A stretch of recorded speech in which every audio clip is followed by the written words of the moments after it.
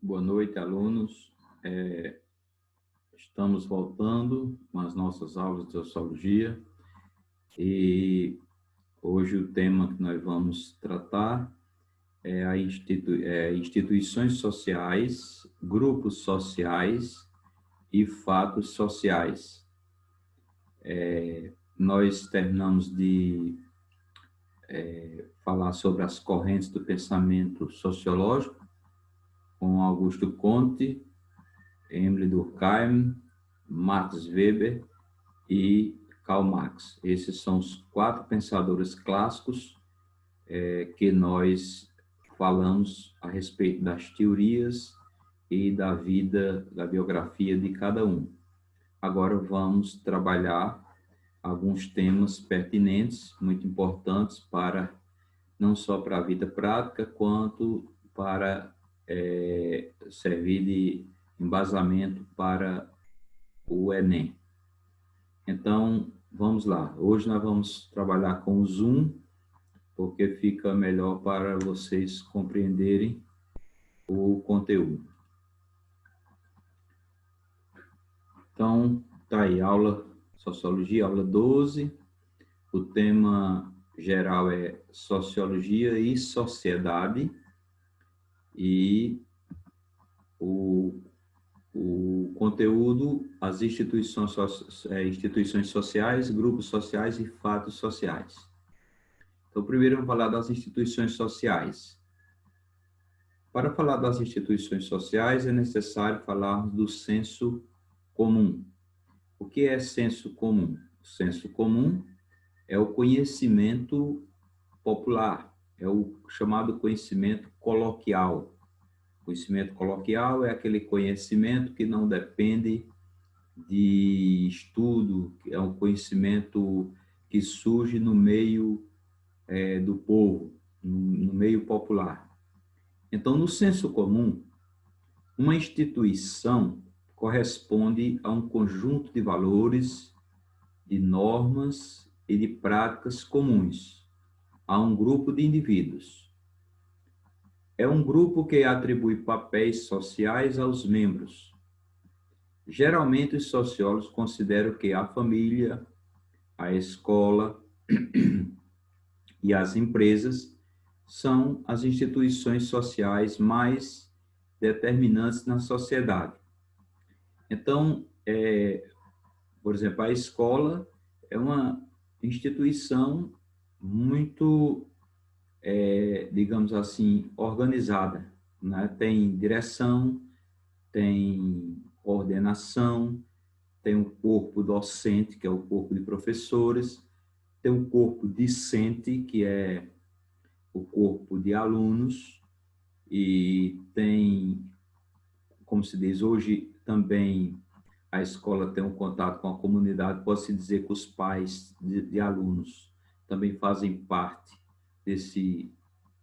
dessa instituição, chamada instituição escolar, e vem as empresas que também têm uma estrutura, tem gerência, tem também subgerência, tem muitas vezes coordenação, tem os trabalhadores da empresa, os trabalhadores que trabalham na parte da direção, a parte burocrática, e tem aqueles trabalhadores braçais, muitas vezes, trabalham manualmente. Então, toda instituição tem uma estrutura. Isso a estrutura é aquilo que forma a instituição. Como também a família. A família é uma instituição que tem uma formação, tem uma estrutura regida pelos cabeças, que são os pais, hoje homem e mulher, né? O esposo e a esposa, né? Marido e mulher, quem dirige a instituição familiar, e os filhos. Como também as empresas públicas, né? As empresas públicas são instituições. As igrejas também são instituições. Tem direção, tem aqueles que comandam, aqueles que controlam, né? Os fiéis. E tem os fiéis também que fazem parte desse corpo eclesiásticos, digamos assim. Então, a instituição é formada por um grupo de pessoas com uma determinada estrutura, normalmente. Então, dependendo da cultura, as instituições têm mais ou menos influência na vida dos indivíduos. Nós sabemos que a escola tem uma influência muito forte na vida dos alunos, de todo jeito faz parte da vida deles. As igrejas têm uma influência muito forte em relação aos seus seguidores. Então, por exemplo, a igreja é mais determinante no Brasil que na França. Por quê? No Brasil, a religiosidade é mais forte do que lá na França. Então, a igreja aqui, as igrejas de um modo geral, têm uma influência muito forte em relação àqueles que seguem elas. Quando se estuda as instituições sociais na França, os professores quase não falam da igreja, comparado aos professores no Brasil. Então, a cultura tem uma forte relação com as instituições sociais. Então, essa questão da influência é relativa, né? Vocês estão vendo que lá na França as igrejas não têm tanta influência como tem no Brasil, porque aqui nós temos um povo mais religioso do que lá. Existe um grupo primário com os membros que têm links pessoais e duráveis, família e amigos, e um grupo secundário com relações contratuais, tendo um objetivo, por exemplo, empresas. Então, quando alguém todos nós pertencemos a uma família, mas se nós pertencemos a um grupo de amigos, também é considerado um grupo primário, quer dizer, um grupo originário. Quando a gente se desloca, de início, nós temos a família, e quando a gente se desloca para um grupo de amigos, nós continuamos fazendo parte de um grupo primário. E, em relação às empresas, como grupo secundário, há uma relação contratual, porque cada pessoa que se vincula a uma empresa com base num contrato. O contrato é quem faz o vínculo entre as partes, entre o empregador, que é o proprietário, o dono da empresa, e o trabalhador, que é aquela pessoa que passa a fazer parte da empresa, prestando serviço, trabalhando nela. Então, essa é a diferença entre grupo primário e grupo secundário. O grupo primário, família, amigos, tal. O grupo secundário, né, aquele grupo que eu entro nele normalmente, se quiser. Fica ao livre-arbítrio da pessoa fazer parte dele ou não. Não tem, muitas vezes, a importância que tem o grupo primário. Definição segundo os sociólogos. Segundo o Max Weber, uma instituição é uma organização onde tem profissionais que têm uma autoridade legal, racional, sobre um grupo de indivíduos ou sobre a sociedade inteira.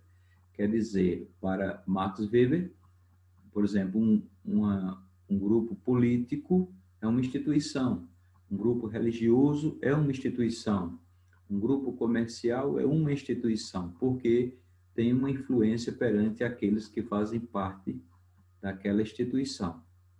Então, segundo ele, o Estado ou a Igreja são instituições. Quer dizer, o Estado pode-se dizer que é uma entidade do qual muitas pessoas fazem parte, tem uma estrutura, começa com o governante, que é o cabeça, os seus secretários, seus auxiliares, os seus ministros, e vai descendo até chegar naquele servidor público, aquele funcionário que faz parte da estrutura do Estado. Então, por isso que é uma instituição. Porém, uma facção não seria uma instituição, porque a legitimidade dela é somente carismática, Quer dizer, não tem uma estrutura. Normalmente a facção não tem estrutura. É um grupo de pessoas que têm os mesmos interesses, seja eles quais forem, mas não tem uma estrutura como o Estado, como as empresas públicas e privadas, como as igrejas. Por isso não é considerado uma instituição. E, segundo Marcel Mauss e Paul Fauconnet, as instituições são um conjunto de atos ou de ideias. Então, para esses autores, a instituição, na verdade, não é uma empresa com uma estrutura definida, né? É um conjunto de atos ou de ideias, ou seja, um grupo de pessoas que compactuam com as mesmas ideias e praticam os mesmos atos, tudo já instituído, nas quais os indivíduos se deparam. Falar de instituição, segundo eles, corresponde a falar de usos, modos, preconceitos e superstições, ou organizações jurídicas essenciais. Quer dizer, veja que para eles a instituição está mais vinculada a coisas abstratas, né? Ao modo como pensam aquelas pessoas que fazem parte do grupo considerado uma instituição. Por exemplo, a linguagem seria uma instituição. Então, para esses dois autores, Marcel Mauss e Paul Fauconnet, a linguagem seria uma instituição, quer dizer, aquilo que os códigos utilizados pela empresa seria uma instituição, o código que serve de comunicação, digamos assim, a linguagem utilizada. Esses dois sociólogos definem este conceito de uma maneira próxima ao conceito de fato social de Emile Durkheim, porque o fato social, de qualquer forma, é aquilo que está estabelecido no grupo social, a maneira de pensar daquele grupo. Por isso que tem uma afinidade com a definição de instituição de Marcel Mauss e de Paul Fauconnet. Para Tocqueville Persons, uma instituição existe quando há interações entre os indivíduos nas quais os papéis de cada um são bastante duráveis para assegurar a estabilidade das relações. Então, nesse sentido de Tocqueville, que define a instituição no sentido de interação, um grupo social que esteja se relacionando, se comunicando, né? Um grupo de indivíduos que esteja se relacionando, se comunicando e com papéis, digamos assim, mais ou menos duráveis, que tem uma certa durabilidade, um grupo, vamos dizer, um grupo que se forma com um determinado fim e que perdura no tempo, não se dissolve facilmente, não é provisório, é o que é uma instituição para ele. A concepção de instituição para ele é de um grupo permanente, né? Um grupo permanente, que tem exerce um papel durável, digamos assim.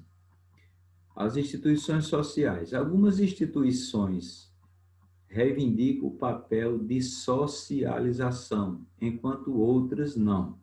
Por exemplo, a família, a escola e as igrejas têm como objetivo explícito socializar os indivíduos. Quer dizer, o papel da família, da escola, das igrejas é socializar, cada vez mais unir o grupo social, cada vez mais fazer com que eles se integrem, fazer com que cada vez mais eles compartilhem as mesmas ideias, os mesmos interesses, né?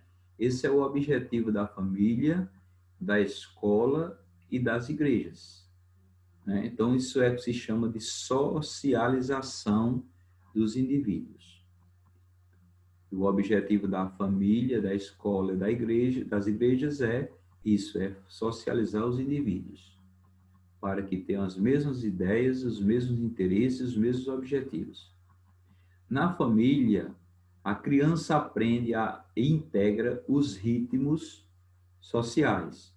Quando o horário de dormir, a que horas almoçar, jantar e as primeiras regras sociais. Estar sempre de banho tomado. A família ensina a linguagem, uma maneira de falar. A criança entende o estatuto e o papel dele.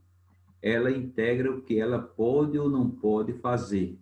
Com a família, ele recebe os primeiros atributos da identidade: um nome, um sobrenome, uma nacionalidade.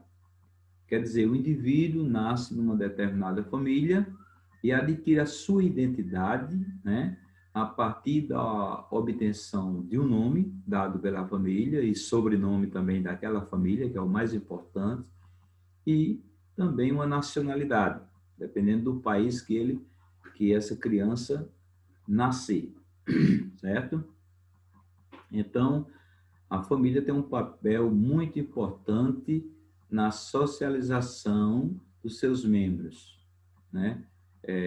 Porque tudo é determinado pela família, no sentido de costumes e hábitos que as pessoas adquirem, horário de se alimentar, horário de dormir, horário de estudar, horário de sair de casa para fazer alguma coisa.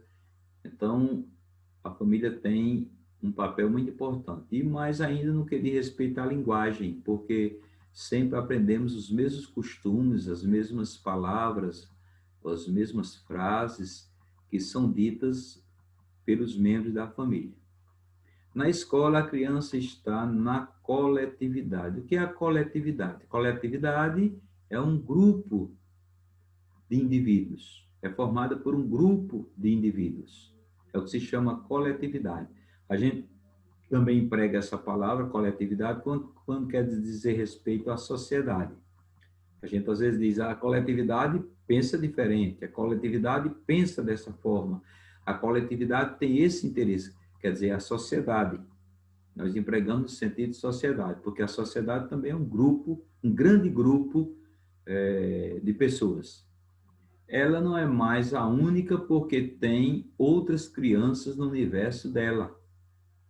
Na escola, quer dizer, se a criança nasceu e está se criando sozinha na família, porque muitas vezes não tem outra criança no seio da família, mas quando ela chega na escola, ela faz parte dessa coletividade. Ela não é mais única, porque vai ter outras crianças para ela se relacionar, interagir, né? E aí, como se diz, o universo já é outro. Ela se comunica com as outras crianças. Esta criança vai integrar alguns valores, quer dizer, ela adquire valores na família, alguns valores morais, né, de regras morais na família, que a família também ajuda a educar, e também adquire valores na escola em termos coletivos. Se na família, ela, mesmo criada sozinha, ela recebe esses valores dos pais, dos tios, dos avós, na escola ela vai adquirir valores em contato com professores, em contato com outras crianças e vai formando a sua identidade. Tal como o compartilhamento, o respeito. Né? O respeito é um valor, compartilhamento é outro valor. Né? Também ela vai aprender a ler, escrever e vai integrar conhecimento relativo ao português, à matemática, à história, que esses valores não eram, como se diz, ensinados muitas vezes na família. E na escola ela vai encontrar tudo isso aí de forma coletiva, não mais sozinha. As igrejas apoiam as famílias que querem uma cultura religiosa. Dependendo das religiões, elas impõem regras e normas sociais. Então, cada religião tem suas regras, é um grupo social, é uma instituição que prima por regras próprias e estas regras os seus membros devem seguir. Então, muitas vezes o indivíduo vem da família com alguns costumes, passa pela escola, lá adquire outros valores, outros costumes, e quando chega na igreja que ele escolheu, muitas vezes ele passa a fazer parte de uma determinada religião, ali também vai adquirir alguns costumes, aliás, algumas regras morais daquela cultura religiosa. E, por exemplo, mudar o estilo de se vestir, o corte de cabelo, ou abominar certas coisas de vaidade, como, vamos dizer, pulseiras, brincos e outras coisas mais, que muitas vezes se renuncia a isso, né?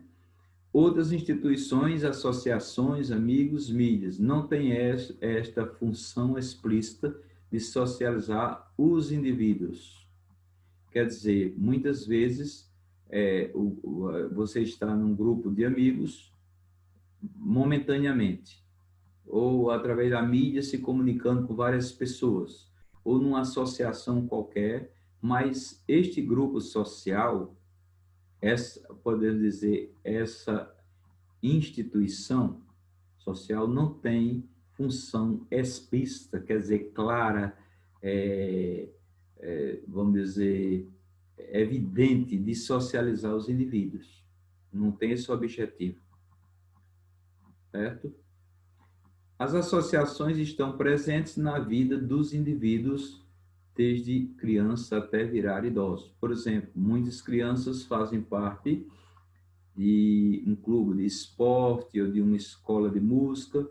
Geralmente, os adultos fazem parte de partidos políticos ou sindicatos. Quer dizer, não há um vínculo, porque a pessoa pode, a qualquer momento, deixar aquele grupo social, aquela associação, e o objetivo ali é outro, não é o de socializar os indivíduos. Os amigos começam a ter um papel na vida de um indivíduo desde criança. Eles permitem ter opiniões de outras pessoas, ter um tipo de modelo a seguir com os amigos. O jovem vai experimentar alguns papéis sociais relativos ao mundo adulto, relação entre homens e mulheres. Então, também não tem uma função explícita de socializar os indivíduos. É apenas o laço de amizade, de interesses momentâneos. As mídias, televisão, rádio, cinema, internet, socializam os indivíduos, mostrando modelos de comportamentos. Quer dizer, muitas vezes apresentam determinados modelos de comportamentos e as pessoas passam a seguir aqueles comportamentos estabelecidos nas redes sociais, maneira de se vestir, maneira de falar, interesses alimentares diferentes. Por exemplo, os comportamentos dos atores na televisão, nas telenovelas podem ser exemplos a serem seguidos nas nossas vidas, caso venhamos gostar do papel do ator. Então, sempre a televisão teve uma forte influência em relação às pessoas que assistem aquelas telenovelas, não é? Em todos os sentidos. As organizações profissionais, empresas e administrações também fazem parte da socialização do indivíduo. Empresas que o texto está falando aqui é a empresa pública e privada. Empresa pública são aquelas empresas pertencentes ao governo. O governo é quem administra as empresas, pode ser a nível municipal, estadual ou federal, e as administrações de um modo geral. E pode ser também as empresas privadas. Nós temos, por exemplo, bancos públicos, bancos privados, que são considerados, os públicos são considerados órgãos públicos, e os privados, órgãos dos particulares. Quando diz assim, empresas públicas são empresas do governo, empresas privadas, empresas de particulares. Pode até ser de um grupo.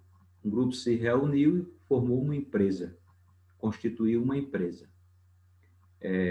Então, essas organizações podem, como se diz, não ter uma formação social, mas não ter fazer parte da socialização do indivíduo. Pode ter essa concepção de socializar o indivíduo. Então, nesse ambiente profissional, o indivíduo tem de respeitar valores e normas próprios ao trabalho. Porque quando o indivíduo faz parte de uma organização profissional, empresas ou administrações, naquela instituição tem alguns valores estabelecidos, algumas normas próprias do trabalho. O horário de entrada, o horário de saída, o horário de parar para o almoço, que não pode conversar durante o trabalho, tem que se vestir de tal forma. Então, tem as regras e valores a seguir naquela organização profissional. Algumas empresas pedem ao trabalhador o respeito à cultura da empresa. Quer dizer, exige o respeito àquela cultura exigida pela empresa, estabelecida pela empresa.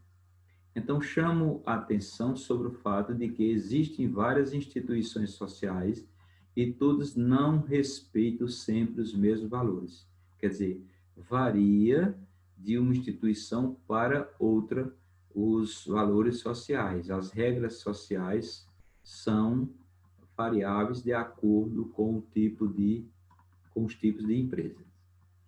Grupos sociais. O que é grupo social? Vamos lá. Uma tendência natural do ser humano é a de procurar uma identificação em alguém ou em alguma coisa. Quando uma pessoa se identifica com outra e passa a estabelecer um vínculo social com ela, ocorre uma associação humana. Com o estabelecimento de muitas associações humanas, o ser humano passou a estabelecer verdadeiros grupos sociais. Então, em termos de grupo social, é bom compreender que quando as pessoas se reúnem com um determinado objetivo, ainda mesmo que não tenha uma estrutura determinada, mas formou um grupo social. Pode até aquele grupo não ser uma instituição social, porque a instituição normalmente exige uma estrutura. Tem que ter os cabeças, aqueles que estão à frente, tem que ter os auxiliares do cabeça, tem que ter pessoas da parte burocrática. Normalmente a instituição tem isso. E o grupo social, não. O grupo social é a reunião de indivíduos com os mesmos objetivos. Podemos definir que grupo social é uma forma básica de associação humana, que se considera como um todo, com tradições morais e materiais. Para que exista um grupo social, é necessário que haja uma interação entre seus participantes.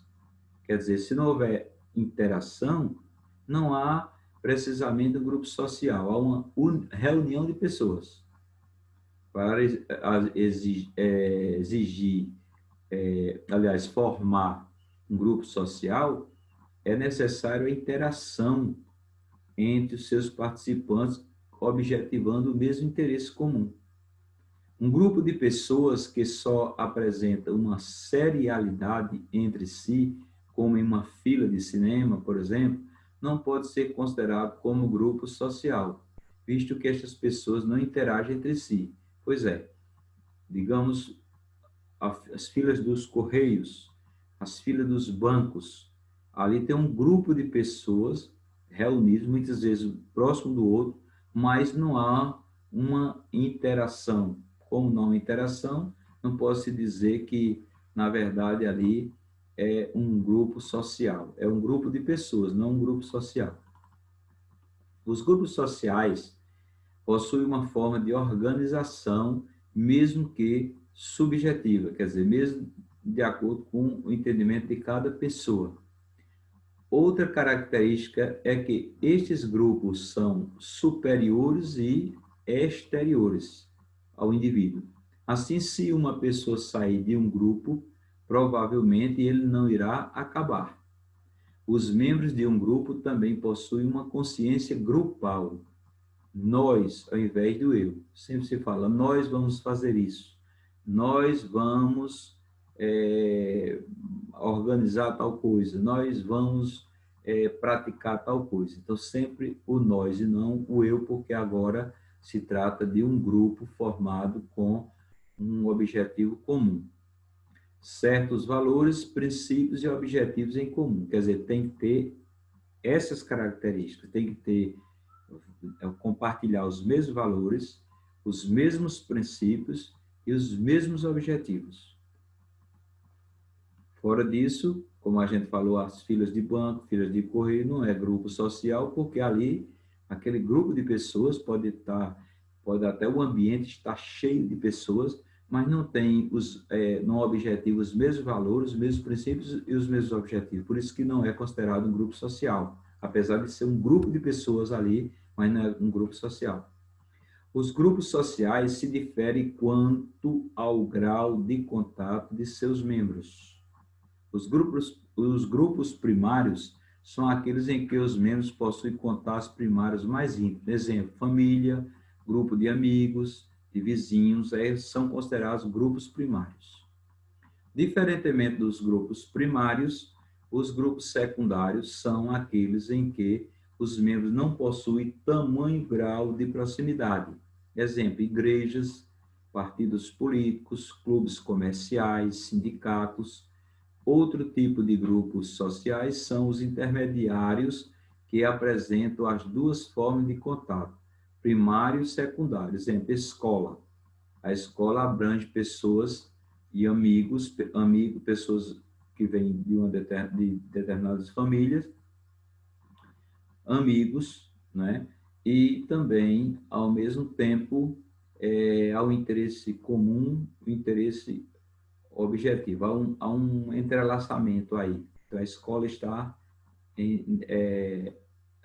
no meio, é intermediária. E os grupos, como igrejas, partidos políticos, clubes comerciais, sindicatos, têm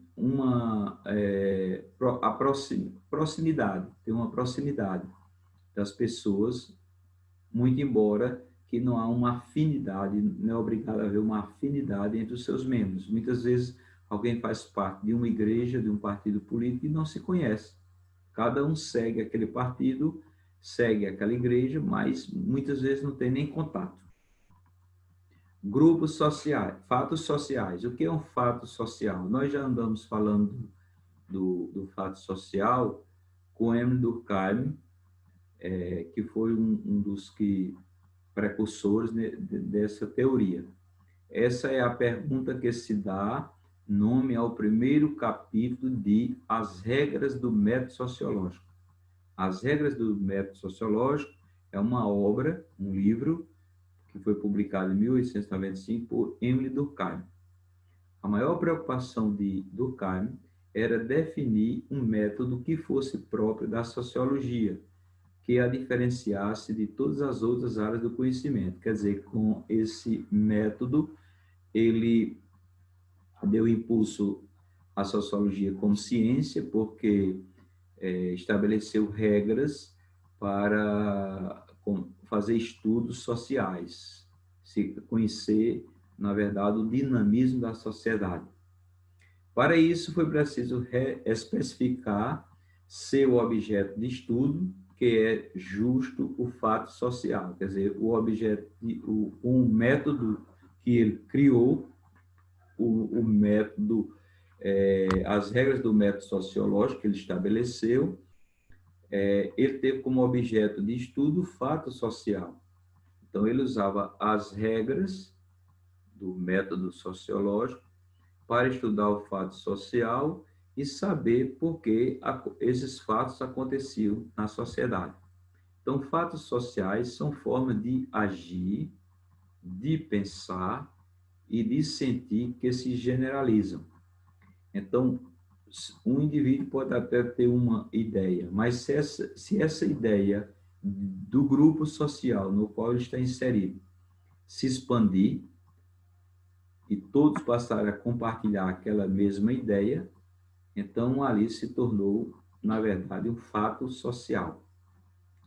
Isso se repete em todos os membros de uma sociedade ou de uma comunidade específica, né? Nem todo hábito que se repete, entretanto, pode ser considerado um fato social. Quer dizer, não é simplesmente a repetição de um hábito que é considerado um fato social. É preciso mais alguma coisa. Dormir e comer, por exemplo, são ações que todos nós praticamos. Todas as pessoas da sociedade comem e dormem. Então, praticam. Mas nem isso é considerado, mas nem mesmo isso é considerado um fato social, apesar de ser um hábito. Ações que todos nós praticamos, mas fazem parte do universo biológico. Os animais também fazem isso, comem e dormem. Então, no sentido biológico, todos os animais, de um modo geral, praticam essas mesmas ações: comer, dormir, dormir e comer. Portanto, são assuntos para as ciências naturais. Ademais da generalidade, duas características centrais definem a essência dos fatos sociais: a sua capacidade de coerção e sua externalidade em relação ao indivíduo. Vocês lembram quando a gente falou da coerção? O que é a coerção? Coerção vem de coagir, de obrigar.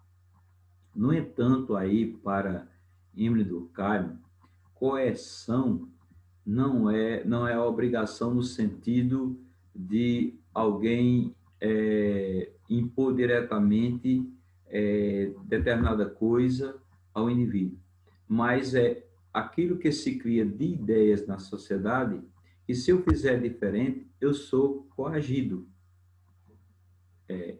Imagine alguém aparecesse com um estilo de roupa completamente diferente do que se exige socialmente. Quer dizer, as pessoas iam fazer zombaria. Então, é um tipo de coerção. Quer dizer, sou obrigado a me vestir igualmente àquele grupo social. Eu não posso fazer diferente. Então, eu tenho que seguir aqueles costumes. Isso é o que se chama, para Emile Durkheim, coerção.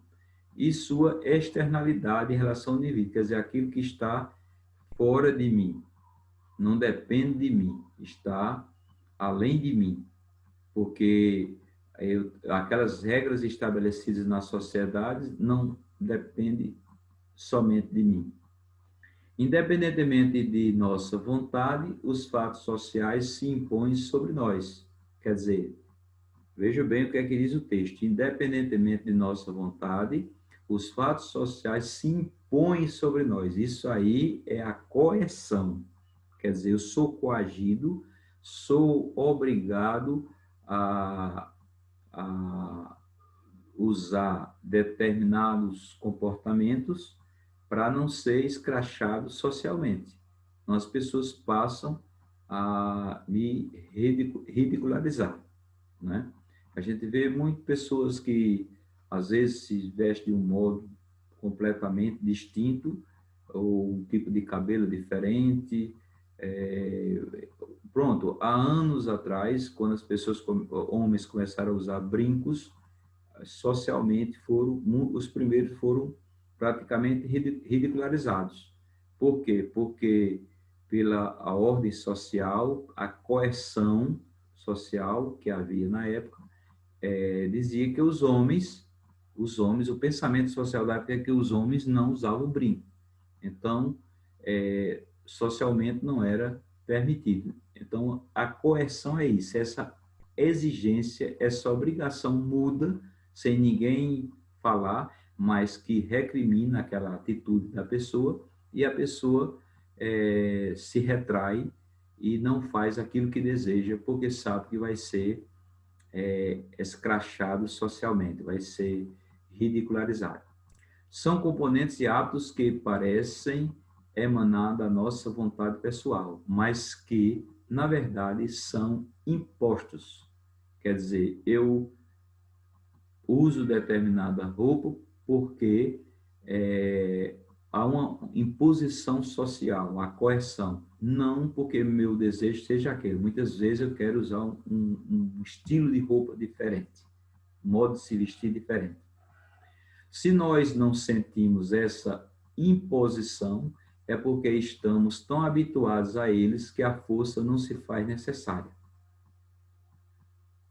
Então a gente passa como se diz, fazer parte do grupo social, aceitando as regras estabelecidas socialmente, que às vezes vêm de outra geração, e a gente se sujeita pelos costumes, pelos hábitos, a se vestir, a se alimentar, a falar, uma série de coisas que a gente faz socialmente e fica obrigado a seguir as regras sociais. Não pode mudar. Quando alguém faz diferente, causa normalmente uma verdadeira revolução. Basta transgredir o que está determinado pelo fato social, que logo sentimos seu poder de contenção.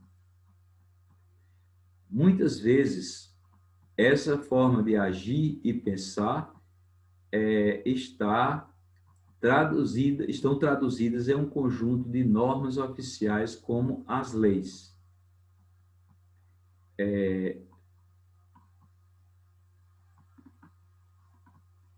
Essa palavrinha aqui, está com S, quem digitou, acho que cometeu um deslize. Eu não percebi quando fiz a revisão do texto, mas é com C, é cedilha, contenção. Nesse caso, a coerção se dá de forma clara e ostensiva, através de penalidades.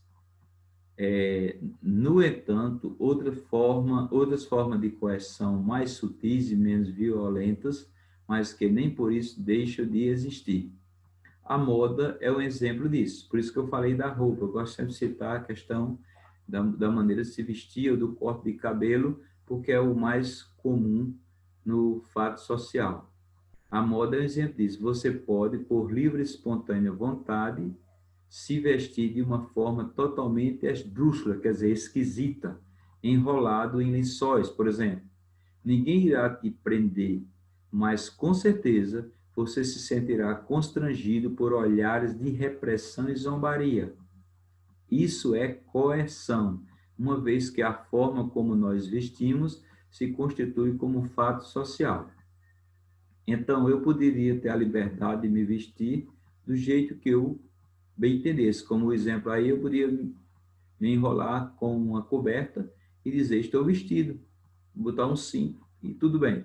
Mas, com certeza, haveria todo tipo de críticas e, com isso, eu não pretendo fazer o que desejo e passo a usar a roupa que é determinada socialmente.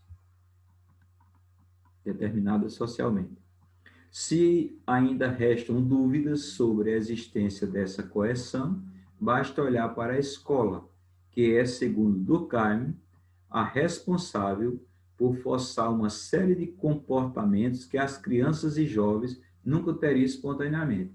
Quer dizer, se fosse deixar o livre-arbítrio para os jovens, é lógico que talvez 50% não usassem a farda da escola.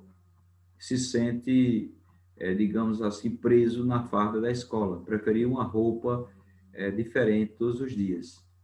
Mas há uma exigência nesse sentido. A escola exige que, já cumprindo uma determinação de forças superiores, de secretarias, de governo e tal, então a escola impõe que se vista a farda. E quem não está de farda, logicamente, vai sofrer essa coerção. Essa exigência, né, de usar a farda. Então, há, de qualquer forma, uma coerção indireta. Há uma coerção nesse sentido. A pressão que os alunos sentem na escola é a própria pressão exercida pela sociedade, sendo o professor apenas um intermediário. Além do poder de exercer coerção, a outra característica que define o fato social é que a sua existência independe de indivíduo, é exterior a ele. Eu já falei disso aí. Quer dizer, são duas características do fato social. A coerção, que é a exigência que eu siga as regras sociais, e mesmo que eu não vá preso por isso, mesmo que eu não seja penalizado por isso, no sentido de ser processado, né, e ser procurado pela polícia para isso, mas há uma exigência, uma coerção, que se eu não fizer, vou ser ridicularizado, e a outra característica é ser exterior a mim, não depende do indivíduo, é fora de mim. Os princípios religiosos que seguimos, o papel e as obrigações que cumprimos em nossas famílias, o sistema monetário que utilizamos, a forma como se organizam nossos locais de trabalho, o jeito que estudamos, a maneira como nos sentimos em relação à morte, tudo isso estava definido antes do nosso nascimento. Então, muitas coisas, quando a partir do momento que a gente nasce, muitas coisas já estão definidas socialmente, vem das gerações anteriores. É uma cultura que sai passando de geração a geração. Esses comportamentos, denominados fatos sociais, não se repetem necessariamente em toda a sociedade, mas podem ser próprios de algumas comunidades específicas, países, congregações religiosas, ou mesmo grupos de afinidade musical, por exemplo, é um caso, é um exemplo, né? É um dos casos. Então, são fatos sociais que diferem de uma sociedade ou de uma organização para outra, devido aos costumes, às regras, os valores, os princípios. Então, cada associação, cada grupo social, a nível de país ou a nível de uma congregação religiosa, cada um tem suas regras e tem suas normas a seguir. Para nós que vivemos em uma sociedade centrada no individualismo, pode parecer duro reconhecer a existência de algo que impacta nossa autonomia. A sociedade capitalista e principalmente considerada democrática, em que as pessoas, como se diz, dá prevalência ao individualismo, cada pessoa é livre para agir socialmente, é muito complicada essa questão da coerção, porque cada pessoa se sente autônoma para pensar e para agir, e muitas vezes se vê privado da sua vontade, porque não pode fazer aquilo que socialmente é exigido, porque há uma coerção de princípios, de valores que eu devo seguir mesmo contra a minha vontade. Há um refreamento do meu livre-arbítrio, da minha liberdade. Queremos acreditar que tudo que fazemos é por livre escolha, mas basta observar a sociedade com critério e vemos como as formas de pensar, de sentir e de se comportar se repetem. Então, a gente pensa que as pessoas agem livremente numa determinada sociedade, mas, na verdade, elas estão amarradas por uma série de regras e de normas, né, que não pode fugir delas, por conta da coerção social. E aí ela não é tão livre para pensar quanto pensa, não é tão livre para sentir quanto acha, e nem é tão não fica tão à vontade para se comportar. Quando estudamos uma cultura diferente da nossa, os fatos sociais ficam mais nítidos, quer dizer, ficam mais claros, pois observamos que o que para nós é estranho, para uma outra comunidade está estabelecido culturalmente, como um hábito comum que se reproduz independente da vontade de seus membros. Bom, acho que ficou mais ou menos esclarecido aqui o texto. Na próxima semana estarei mandando para vocês a atividade correspondente. Então, um abraço para todos e até a próxima aula.